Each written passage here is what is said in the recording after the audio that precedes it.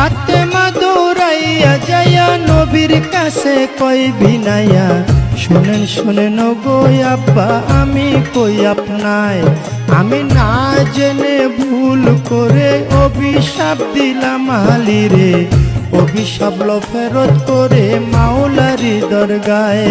আমার নবীজি সেজদায় গিয়া আল্লাহর কাছে কই বিনাইয়া, শোনো শোনো পাক মাওলা আমি কই তোমায়, ফাতেমায় না জেনে ভুল করে অভিশাপ দিল আলীরে,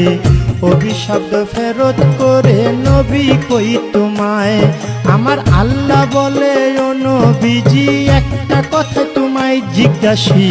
ঠিক ঠিক জবাব তুমি দিবা গো আমায়, তুমি ঠিক ঠিক জবাব দিবা, দুইটা হতে একটা নিবা,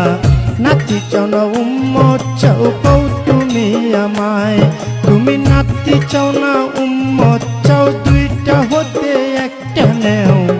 এই কথা বলিলেন যখন আপে পাক মাওলায়, আমার নবী বলে চাই না নাতি, ও হায়রে ইয়া উম্মতি ইয়া উম্মতি, আমি সকল উম্মত তরাইব, সকল উম্মত তরাইব, দুই নাতির বদলায় রে সাধের দুনিয়ায়। যার যেখানে মরণ লেখা যায় হবে, যার যেখানে মরণ লেখা যায় রে সাধের দুনিয়ায়, যার যেখানে মরণ লেখা যায়। নবীজি সেজদা উঠাইয়া ফাতেমার লই জিগাইয়া, শোনো শোনো মা জননী আমি কই তোমায়, ওরে শোনো আমার মা জননী একটা কথা তোমায় জিজ্ঞাসি, ঠিক ঠিক জবাব তুমি দিবা গো আমায়,